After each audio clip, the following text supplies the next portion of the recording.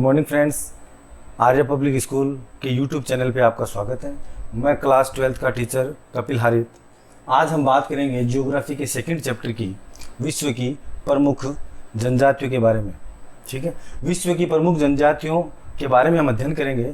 तो सबसे पहले हमें ये जानना आवश्यक है कि जनजाति किसे कहा जाता है। तो देखिए, जनजाति वह सामाजिक समुदाय है जो आदिकाल से, आदिकाल का मतलब हुआ कि जब मानव बना था, मानव का जब विकास हो रहा था, तो लगभग 10,000 साल पहले से जो जनजाति विश्व में निवास कर रही है, उनकी बात यहाँ पे इस चैप्टर में हम करने जा रहे हैं। तो जनजाति वह सामाजिक समुदाय है जो आदिकाल से विश्व के अनेक क्षेत्रों में अपनी संस्कृति, अपने पहनावे, अपने रीति रिवाज को सहेजे हुए, मतलब जिन्होंने अब तक अपने रीति रिवाजों को, अपनी संस्कृतियों को और अपने पहनावों को आज तक इस देश और दुनिया में बचा करके रखा है, और जो एक निश्चित क्षेत्र में निवास करते हैं, उन्हें हम जनजाति कहते हैं। विश्व के अनेक क्षेत्रों में अलग अलग जनजाति समूह पाए जाते हैं। इसे हम दूसरी भाषा में ऐसे भी पढ़ सकते हैं कि जनजाति किसे कहा जाता है। तो जिनकी अपनी एक विशिष्ट पहचान होती है ना, जनजाति जिनकी अपनी क्या होती है, विशिष्ट पहचान होती है, जो जिनको देखते ही हमें पता लगता है कि ये जनजाति है ना, जिनकी एक अपनी विशिष्ट पहचान है। अच्छा, दूसरे शब्दों में लोगों का ऐसा समूह है जिनकी समान संस्कृति होती है, जिनका समान पहनावा होता है, जिनकी समान भाषा, समान देवता, समान रीति रिवाज जिनके होते हैं, जो अपने रीति रिवाजों को समान रूप से पालन करते हैं, उन्हें हम क्या कहते हैं, जनजाति कहते हैं। ठीक है, अब हम आपके चैप्टर में विश्व की अलग अलग जनजातियों के बारे में हमें बताया गया है, उन सब की अपन बात करते हैं। सबसे पहले दोस्तों हम बात करते हैं ध्रुवीय व ठंडे प्रदेशों में रहने वाली जनजातियों के बारे में। अब सबसे पहले तो ध्रुवीय और ठंडे प्रदेश किनको कहा जाता है। जैसा कि आपकी स्क्रीन पे आपको दिखाया जा रहा है, हमारी दुनिया के दो पोल हैं, नॉर्थ पोल और साउथ पोल। एक तो उत्तरी ध्रुव है और एक दक्षिणी ध्रुव है। तो उत्तरी ध्रुव और दक्षिणी ध्रुव किसे कहा जाता है। ज्योग्राफी में एक निश्चित नियम है कि जो ऊपर की दिशा की ओर होगा वो हमेशा उत्तर होगा, और जो नीचे की दिशा की ओर होगा वो हमेशा दक्षिण होगा। तो ऊपर उत्तरी ध्रुव और नीचे दक्षिण ध्रुव। तो उत्तरी ध्रुव को हम आर्कटिक क्षेत्र के नाम से जानते हैं, और आर्कटिक क्षेत्र जो है उसे ध्रुवीय या ठंडे प्रदेशों के रूप में भी जाना जाता है। तो आर्कटिक क्षेत्र में जो निवास करने वाली जनजाति है वो कौन कौन सी है। तो ध्रुवीय व ठंडे प्रदेशों में निवास करने वाली जनजातियों में निम्नलिखित है एस्किमो, याकूत, सेमोयेड्स। ये निम्नलिखित जनजातियां जो कि ध्रुवीय व ठंडे प्रदेशों में निवास करती हैं। इनका निवास क्षेत्र कौन सा है, उनके बारे में हम बात करें तो जैसा कि आपको स्क्रीन पे दिखाई दे रहा है, अलास्का। अलास्का अमेरिका के अंडर में आता है, यूएसए के अंडर में आता है। ठीक है, अलास्का जो अमेरिका के अंडर में आता है, तो यहाँ पे एक बेरिंग जल संधि है। तो बेरिंग जल संधि के द्वारा अमेरिका और रूस दोनों अलग होते हैं। तो अलास्का में कौन सी जनजाति निवास करती है, एस्किमो। अलास्का के आगे हम बात करें टुंड्रा क्षेत्र, जो कि कनाडा के अधिकार क्षेत्र में है। अलास्का हो गया, टुंड्रा हो गया, और ग्रीनलैंड जो कि विश्व का सबसे बड़ा द्वीप है ना। विश्व का सबसे बड़ा द्वीप कौन सा है दोस्तों, ग्रीनलैंड है। तो अलास्का, टुंड्रा और ग्रीनलैंड आदि क्षेत्रों में जो जनजाति निवास करती है, उस जनजाति को किस नाम से जानते हैं, एस्किमो, याकूत, सेमोयेड्स। ये जो याकूत और सेमोयेड्स नाम जो आपकी किताब में दे रखे हैं, ये एस्किमोई जनजाति के अलग अलग क्षेत्रों में इनको अलग अलग नामों से जाना जाता है। ठीक है, तो सबसे पहले कौन सी जनजाति जो कि ध्रुवीय तथा ठंडे प्रदेशों में निवास करती है। नंबर 2 हम बात करते हैं विषुवत रेखीय वनों में। विषुवत रेखीय वन किसको कहा जाता है, जो इक्वेटोरियल है, जो विषुवत रेखा के पास है। विषुवत रेखा मतलब आपने 11th क्लास में पढ़ा होगा, 0 डिग्री को हम 0 डिग्री बोल दो, विषुवत रेखा बोल दो या इक्वेटर बोल दो, बात एक ही है। तो 0 डिग्री के क्षेत्र में जो निवास करने वाली जो जनजातियां हैं, उनके नाम है पिग्मी, सेमांग और सकाई जनजाति। जैसा कि आप अपनी स्क्रीन पे देख सकते हैं कि जो इक्वेटर है 0 डिग्री वाला क्षेत्र कौन सा है, जो उत्तरी ध्रुव और दक्षिणी ध्रुव के ठीक बीच में है।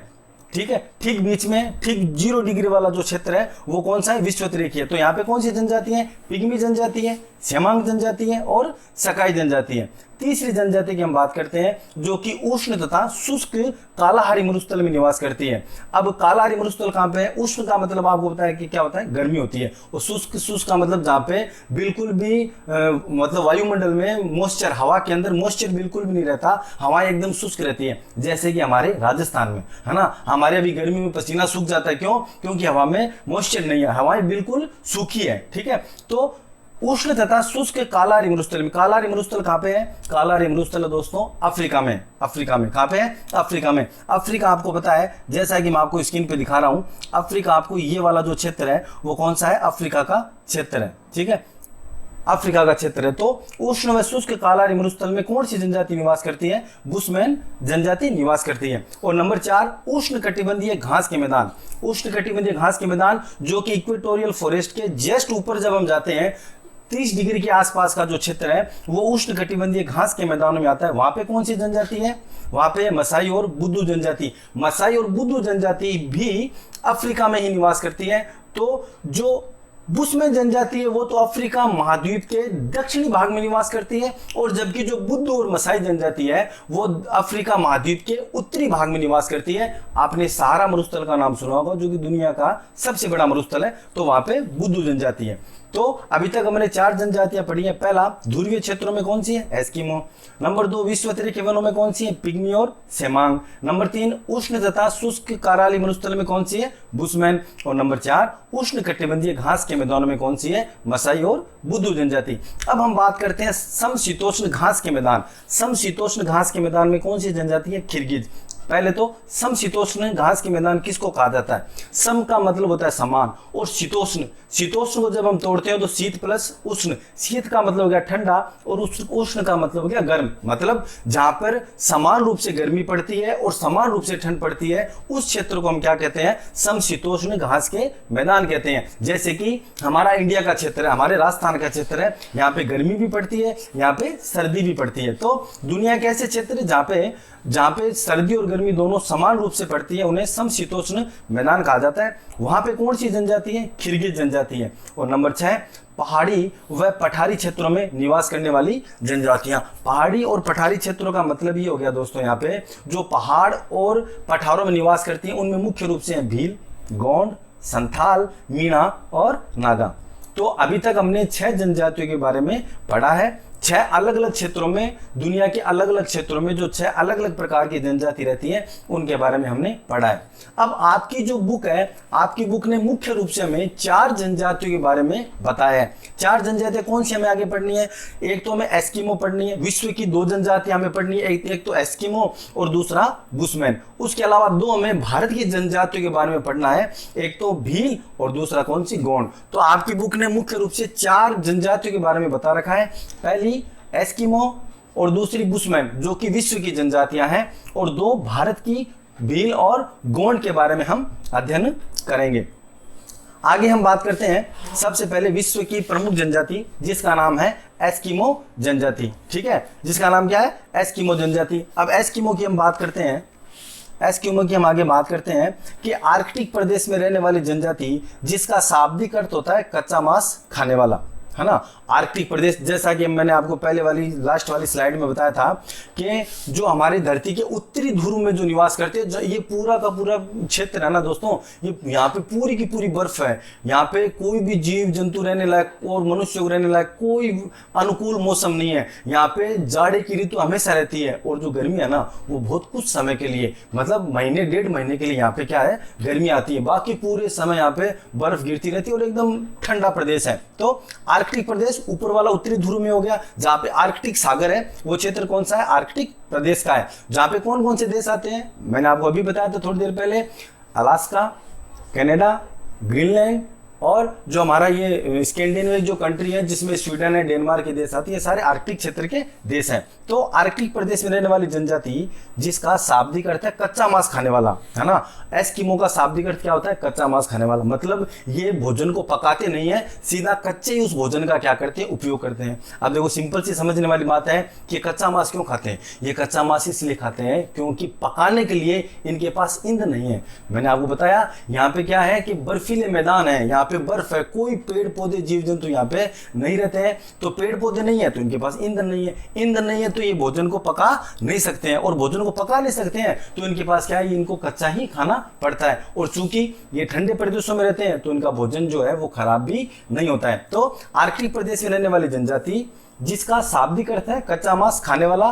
बर्फीले प्रदेशों में निवास करने वाली यह जनजाति मंगोल प्रजाति से संबंधित है। तो दोस्तों एस्किमो जनजाति का संबंध किससे है? मंगोल प्रजाति से इसका संबंध है। एस्किमो कौन सी प्रजाति से है? मंगोल प्रजाति से। ठीक है, आई बात समझ में। अब जैसा कि आप फोटो में देख सकते हैं मंगोल प्रजाति की क्या क्या विशेषता होती है। तो देखो आपको फोटो में देखना है, आपको देखो जैसे हमारे जो भूगोल विज्ञता है उन्होंने मनुष्य की प्रजाति को 6 आधार पे बांटा है, लेकिन आपकी किताब में मैं आपको 2 ही प्रजाति पढ़ाऊंगा, एक तो मंगोल प्रजाति पढ़ाऊंगा और एक दूसरा निग्रो प्रजाति पढ़ाऊंगा। तो मंगोल प्रजाति की क्या क्या विशेषता होती है उसके बारे में थोड़ा सा मैं आपको बता दूं। जैसा कि आप फोटो में देख सकते हैं मंगोल प्रजाति के जो लोग होते हैं उनके जो त्वचा का रंग होता है वो पीला होता है। त्वचा का रंग कैसा होता है दोस्तों? पीला। ये पीलापन किस वजह से आता है? पीलापन इस वजह से आता है क्योंकि इनके ब्लड के अंदर कैरोटीन की मात्रा ज्यादा होती है और कैरोटीन की मात्रा ज्यादा होने से इनका रंग कैसा हो जाता है? पीला हो जाता है। यह आपकी बुक ने नहीं दे रखा है, लेकिन थोड़ा सा आपको जानकारी लिए बता देता हूँ, याद करने में आपकी आसानी होगी कि मंगोल जो प्रजाति है उनका कलर कैसा होता है?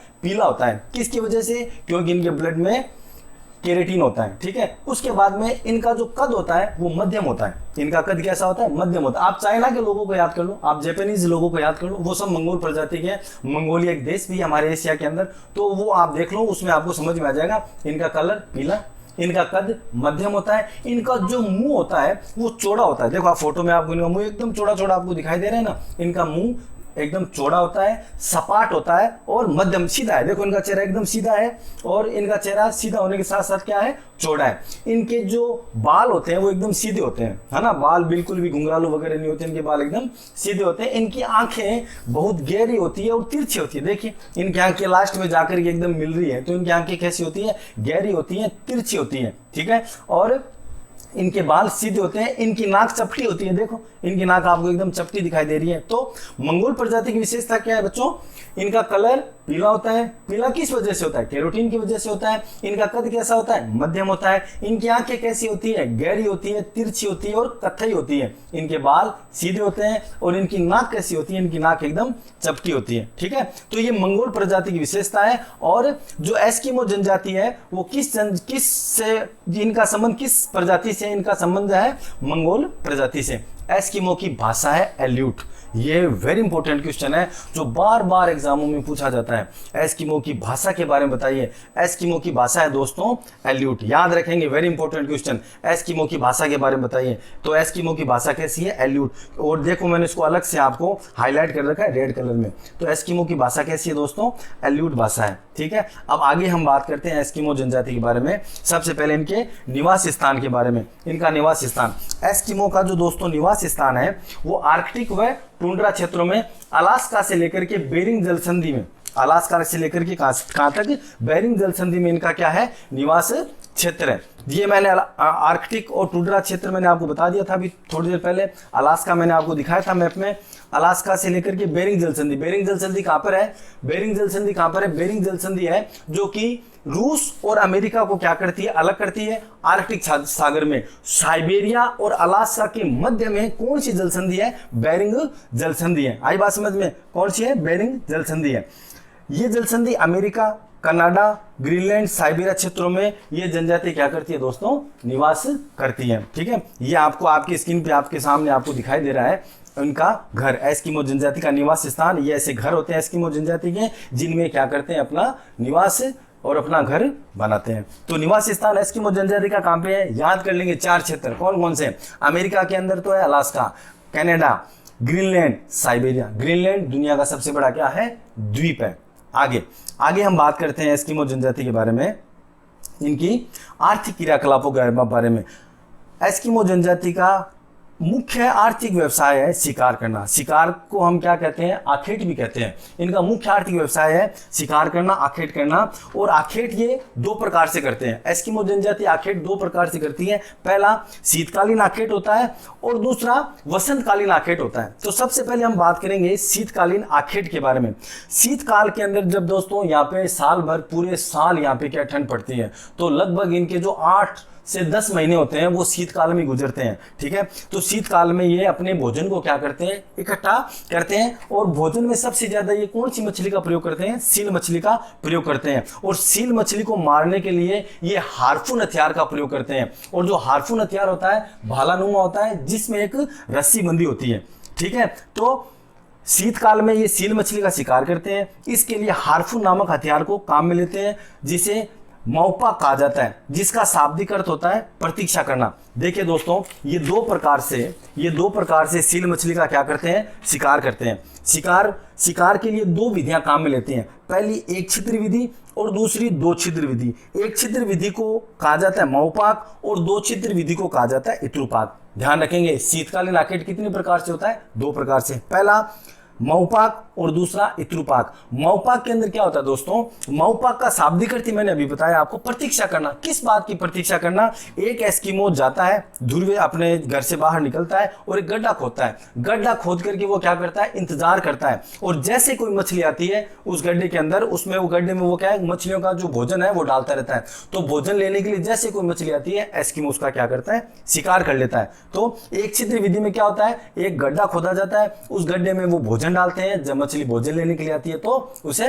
मार दिया जाता है। और एक छिद्र विधि को हम किस नाम से जानते हैं, मौपाक के नाम से जानते हैं। नंबर दो छिद्र विधि। दो छिद्र विधि को हम किस नाम से जानते हैं, दो छिद्र विधि को दोस्तों हम इत्रुपाक के नाम से जानते हैं। इसमें क्या होता है, दो एस्किमो इसके अंदर क्या होता है, दो एस्किमो होते हैं, और दो एस्किमो के अंदर दो एस्किमो क्या करते हैं, दो अलग अलग प्रकार के गड्ढे यहाँ पे करते हैं। तो दो अलग अलग प्रकार के जब गड्ढे करते हैं, तो पहले गड्ढे में पहले गड्ढे के अंदर पहला एस्किमो क्या करता है दोस्तों, दो छिद्र विधि है ना। तो पहली मैंने आपको बताई मौपाक और दूसरी मैंने आपको बताई इत्रुपाक। आई बात समझ में।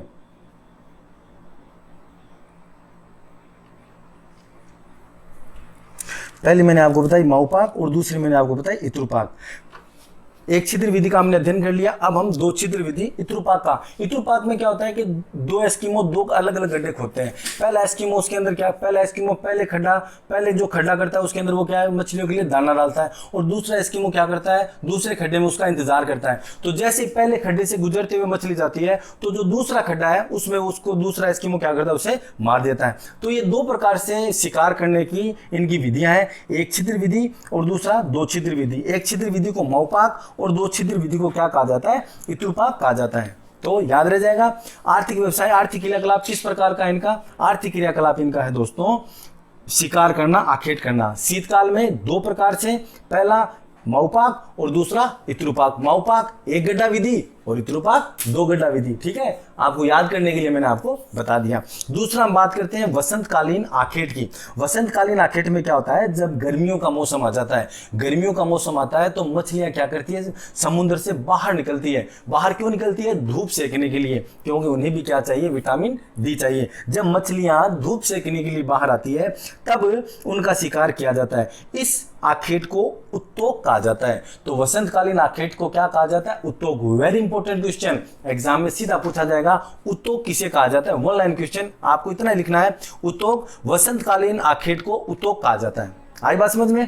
तो जब मछलियां धूप सेकने के लिए बाहर आती है तब उनका शिकार किया जाता है। इस आखेट को उत्तोक कहा जाता है। इस समय चमड़े से बनी नाव का ये प्रयोग करते हैं, जिसे क्या कहा जाता है, क्याक कहा जाता है। क्या कहा जाता है, क्याक।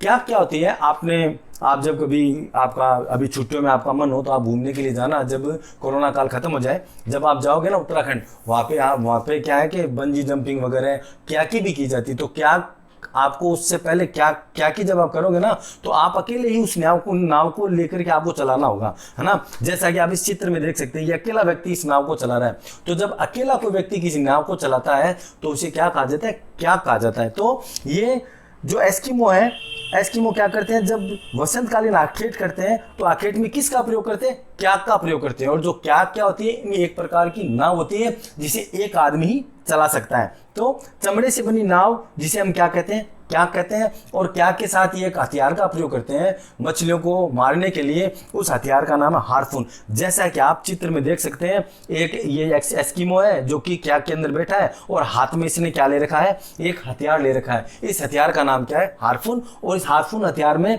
ये भालेनुमा हथियार है एक, इसने हाथ में क्या कर रखा है, एक रस्सी बांध रखी है इस हथियार के साथ में। इसे क्या कहा जाता है, हार्पून। आइए आगे बात करते हैं। आगे इनकी गाड़ी होती है रेंडियर जो कि इनकी गाड़ी को खींचता है। सामाजिक स्तर का मापदंड होता है। सामाजिक स्तर का मापदंड का मतलब है कि जितने किसी एस्किमो के पास जितने ज्यादा रेंडियर होंगे उतना ज्यादा ही वो क्या होगा, पैसे वाला होगा। हमारे पैसे वाला कौन होता है, जिसके पास सबसे ज्यादा क्या होता है, पैसा होता है, ठीक है, वो ज्यादा पैसे वाला होता है। और एस्किमो के अंदर क्या होता है, जिसके पास सबसे ज्यादा रेंडियर है वो सबसे ज्यादा क्या है दोस्तों, पैसे वाला है। तो याद रखेंगे इनका सामाजिक स्तर का मापदंड क्या है, जिसके पास सबसे ज्यादा रेंडियर है वो सबसे ज्यादा पैसे वाला है। रेंडियर जो कि आप स्क्रीन पे देख सकती है फोटो, ये जो फोटो ये कौन सी है, रेंडियर की आपको फोटो, ये 2 फोटो है, ये रेंडियर आपके सामने है, ठीक है। आगे हम बात करते हैं भोजन। एस्किमो किस प्रकार का भोजन करते हैं, पहले बात कर चुके हैं। कच्चा मांस इनका क्या है, प्रमुख भोजन है। और कच्चे मांस में मुख्यतः सील मछली का, व्हेल मछली का, सिलायन मछली का क्या करते हैं दोस्तों, ये इस्तेमाल करते हैं, ठीक है। जैसा कि आप चित्र में देख सकते हैं, एक एस्किमो आपके सामने सील मछली को मार के ले जा रहा है, ठीक है। तो भोजन कैसा है इनका, कच्चा मांस जो कि सील मछली से मिलता है। अब बात करते हैं दोस्तों एस्किमो के वस्त्रों की। किस प्रकार के एस्किमो वस्त्र पहनते हैं, मुख्य केरेबो की खाल से बने वस्त्र पहनते हैं। अब केरेबो किसे कहा जाता है, केरेबो होता है बारहसिंगा, है ना, हिरण की प्रजाति होती है बारहसिंगा। बारहसिंगा को ये क्या बोलते हैं अपनी भाषा में, केरेबो बोलते हैं। तो केरेबो बारहसिंगा की खाल से बने ये क्या करते हैं, वस्त्रों का इस्तेमाल करते हैं। या ध्रुवीय भालू की खाल से बने वस्त्रों को पहनते हैं। तो 2 मुख्य वस्त्र हो गए, एक तो केरेबो की खाल से बने पहनते हैं, और एक जो ध्रुवीय जो सफेद भालू, आपने देखा होगा डिस्कवरी वगैरह चैनल में, सफेद जो भालू होते हैं उन भालू की खाल से बने वस्त्रों का क्या करते हैं, ये उपयोग करते हैं। वस्त्रों में भी इनकी कुछ खास बातें हैं, जैसे अगर जो हम टी शर्ट पहनते हैं, और ये जो टी शर्ट पहनते हैं उनकी टी शर्ट का नाम क्या है, तिमियाक है ना। हम तो टी शर्ट को टी शर्ट बोलते हैं, और ये अपनी भाषा में टी शर्ट को क्या बोलते हैं, तिमियाक बोलते हैं। तो जर्सी नुमा वस्त्र को क्या कहा जाता है दोस्तों, तिमियाक। दूसरे शब्दों में आप ऐसे याद रख लो कि एस्किमो की टी शर्ट का क्या नाम है, तिमियाक। एस्किमो की टी शर्ट का क्या नाम है, तिमियाक। अब टी शर्ट पे ऊपर क्या करते हैं कि जैसे हम कुर्ते के ऊपर जैकेट पहनते हैं, वैसे ही ये जो जर्सी नुमा इनका वस्त्र तिमियाक है, तिमियाक के ऊपर ये एक जैकेट पहनते हैं, उस जैकेट को क्या कहा जाता है, अनुहाक। तो टी शर्ट का क्या नाम हुआ, तिमियाक, और टी शर्ट के ऊपर जो ये जैकेट पहनते हैं उसका नाम क्या हो गया, अनुहाक। दोनों इंपॉर्टेंट क्वेश्चन है क्या, कि टी शर्ट का नाम क्या है, तिमियाक, और टी शर्ट के ऊपर जो ये जैकेट पहनते हैं उसका नाम क्या है, अनुहाक।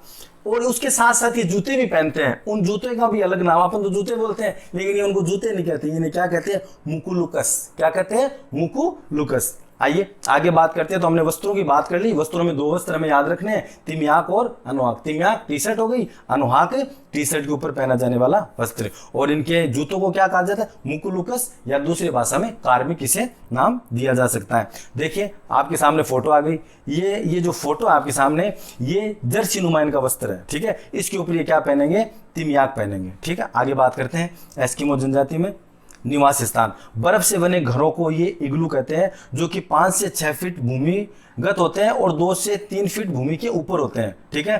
तो बर्फ से जो आप, जैसा कि आपके स्क्रीन के सामने आ गया, ये एस्किमो का घर आपको दिखाई दे रहा है। एस्किमो के जो बर्फ से जो घर बने होते हैं उन्हें क्या कहा जाता है, इग्लू। याद रखेंगे, अच्छा क्वेश्चन है।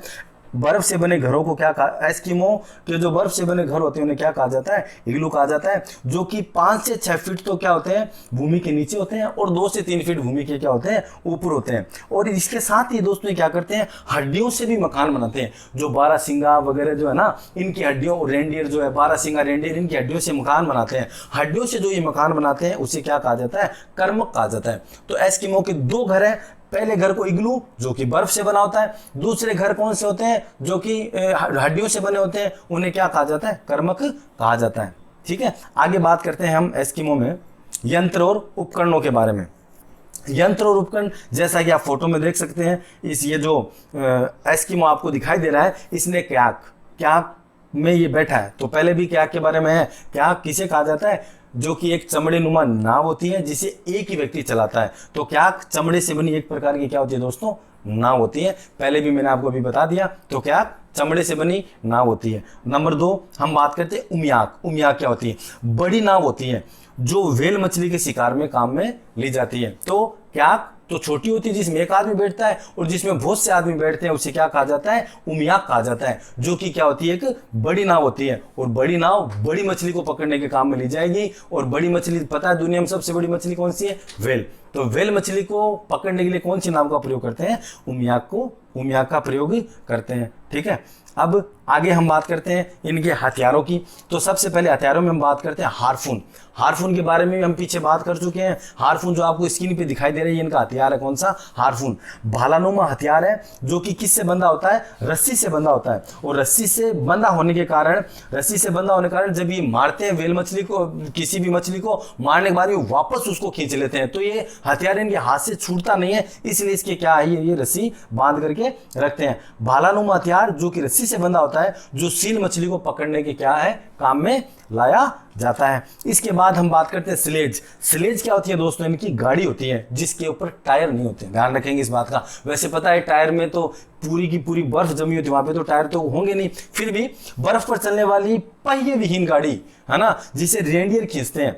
इस गाड़ी के लिए वालरस की हड्डियां काम में ली जाती है। बारहसिंगा या वालरस की हड्डियों को प्रयोग करके ये गाड़ी बनाते हैं, जिससे एक स्थान से दूसरे स्थान पे जाते हैं। उस गाड़ी का नाम क्या है? स्लेज है। ठीक है, तो अभी हमने दो चीजें पढ़ी। हार्पून एस्किमो का क्या होता है? हथियार होता है। और स्लेज एस्किमो की क्या होती है दोस्तों? गाड़ी होती है जो कि बिना पहियों की होती है। ठीक है, आई बात समझ में? अब हम बात करते हैं एस्किमो की समाज व संस्कृति के बारे में। इनका जीवन घुमक्कड़ होता है। घुमक्कड़ का मतलब है दोस्तों घूमते रहते हैं। ठीक है, ये आदिम ढंग से जीवन यापन करते हैं। आदिम ढंग से मतलब है कि आज भी ये अपनी जो संस्कृति, अपने जो रीति रिवाज है, अपने भोजन करने के जो तरीके हैं, उनको सहजे हुए हैं। अभी भी आधुनिक संस्कृति के संपर्क में नहीं आए हैं। इनको कोई टेंशन नहीं है। हमें तो टेंशन हो जाती है ना, व्हाट्सएप पे मैसेज नहीं आया, क्या बात है, कोई नाराजगी तो नहीं होगी, है ना, उसने तो मुझे बर्थडे विश नहीं किया। इनको कोई टेंशन नहीं है। ये कोई व्हाट्सएप नहीं जानते हैं, कोई बात, मतलब ये अभी भी आदिम ढंग से अपने जीवन का क्या कर रहे हैं, इनको कोई टेंशन नहीं, आदिम ढंग से अपने जीवन यापन कर रहे हैं।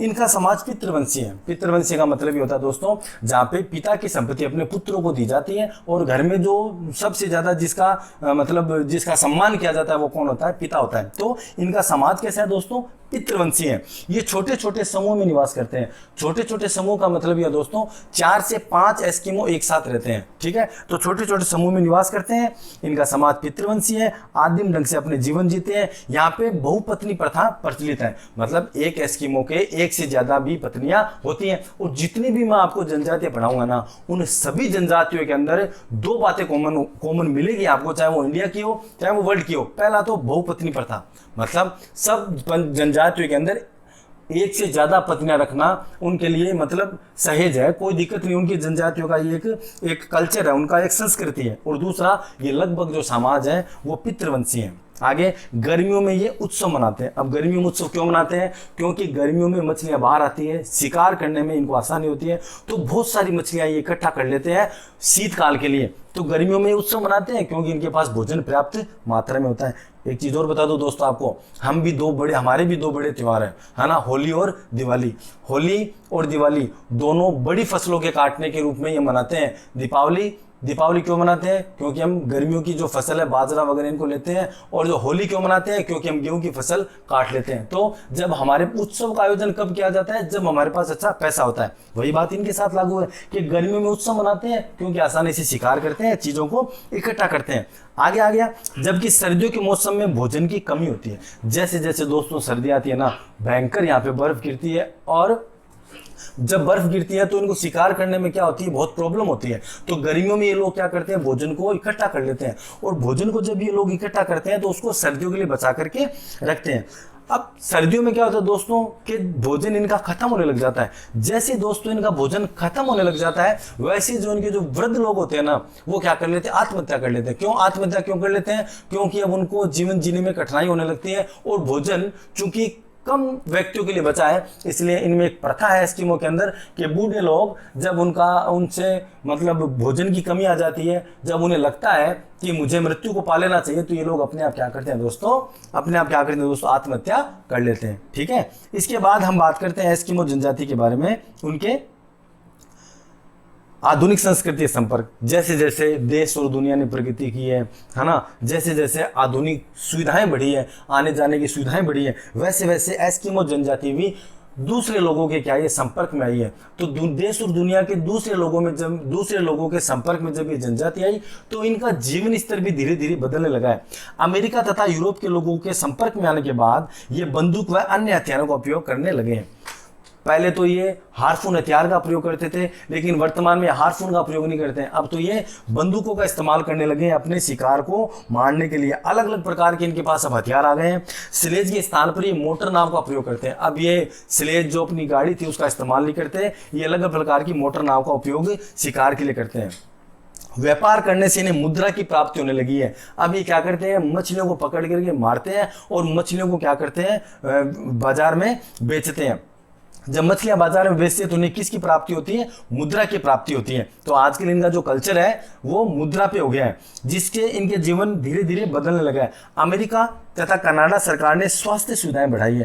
पहले क्या होता था, इनके लोग, मैंने अभी आपको बताया, आत्महत्या कर लेते थे, लेकिन धीरे धीरे यहाँ पे भी स्वास्थ्य सुविधाओं का अमेरिका की सरकार ने, अलास्का में, और कनाडा की सरकार ने आर्कटिक क्षेत्र के अंदर क्या किया, स्वास्थ्य सुविधाओं का विस्तार किया है। तो धीरे धीरे इनकी भी जनसंख्या बढ़ने लगी है, जिससे इनकी जनसंख्या बढ़ी है और इनके रहन सहन में क्या हुआ है, बदलाव आया है। तो वर्तमान में क्या है, देश और दुनिया जैसे आगे बढ़ी है, इन आगे बढ़ने से नए नए लोगों के संपर्क में आया। अमेरिका और कनाडा जो कि विकसित राष्ट्र है, उनके संपर्क में आने के बाद में इनकी भी दिनचर्या क्या है दोस्तों, बदल गई है। आज के लिए इतना ही।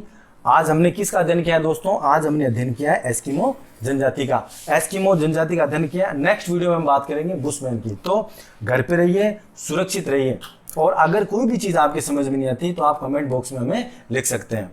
आर्य पब्लिक स्कूल आपके लिए हमेशा तैयार है। Thank you.